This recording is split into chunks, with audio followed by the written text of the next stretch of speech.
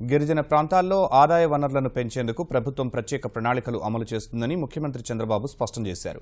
ప్రపంచ ఆదివాసీ దినోత్సవ వేడుకల్లో పాల్గొన్న ఆయన గిరిజనుల మనోభావాలు ప్రభుత్వానికి అత్యంత ప్రాధాన్యమని వివరించారు. అందుకే బాక్సైట్ తవ్వకాలను నిలిపివేసినట్లు స్పష్టం చేశారు. మన్యంలో ఆరోగ్యం, ఉపాధి, విద్యా, బోధన అంశాలపై ప్రత్యేకంగా దృష్టి పెట్టినట్లు వివరించారు. విశాఖ జిల్లా అరకు నియోజకవర్గంలో ప్రపంచ ఆదివాసీ దినోత్సవాన్ని ప్రభుత్వం ఘనంగా నిర్వహించింది. ఈ వేడుకలను గవర్నర్ నరసింహన్, ముఖ్యమంత్రి చంద్రబాబు ప్రారంభించారు. గిరిజన సంస్కృతి, సంప్రదాయాలు కాపాడేందుకు ప్రభుత్వం కృషి చేస్తుందని సీఎం చెప్పారు. అరకులో ఏడాదిలో పర్యావరణహిత పర్యాటక సర్క్యూట్ను 110 కోట్ల రూపాయలతో పూర్తి చేస్తామని వివరించారు. లంబసింగి, దల్లాపల్లిలో రిసార్టుల ఏర్పాటుకు నిధులు కేటాయిస్తున్నట్లు ప్రకటించారు. అరకులో balloon festival, water fall, yellow flower ఫెస్టివల్ను ఏటా నిర్వహిస్తామన్నారు.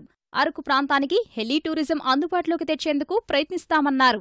గిరిజనులు వారి పిల్లలను బాగా చదివించేందుకు కావలసిన సౌకర్యాలు కల్పిస్తామని హామీ ఇచ్చారు.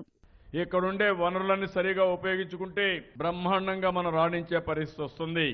ఈరోజు రాష్ట్ర ప్రభుత్వం కూడా దగ్గర 34 తెగలు రాష్ట్రమంతా ఈ గిరిజనుల్లో ఉన్నారు.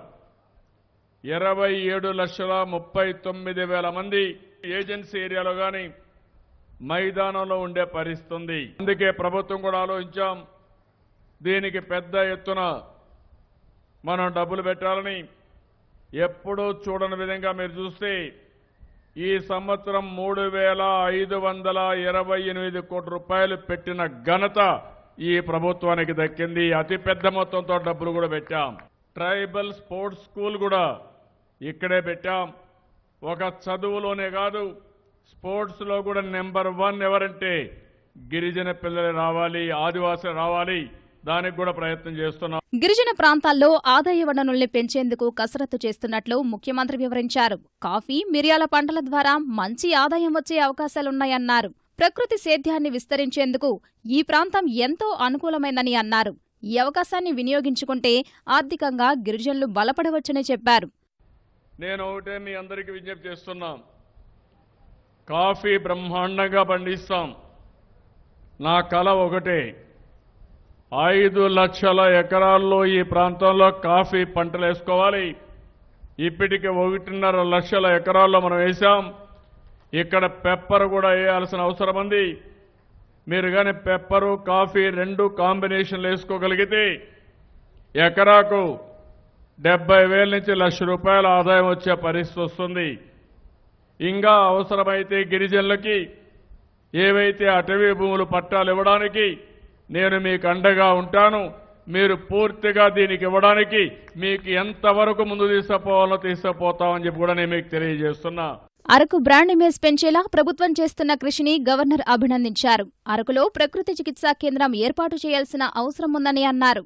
అరకుకు నవ్య అరకు అని పేరు పెడితే బాగుంటుందని సూచించారు. పేదరికం అనేదానికి ఒక కొత్త అర్థం వచ్చింది. ఈరోజు పేదవాళ్ళు ఎవరు?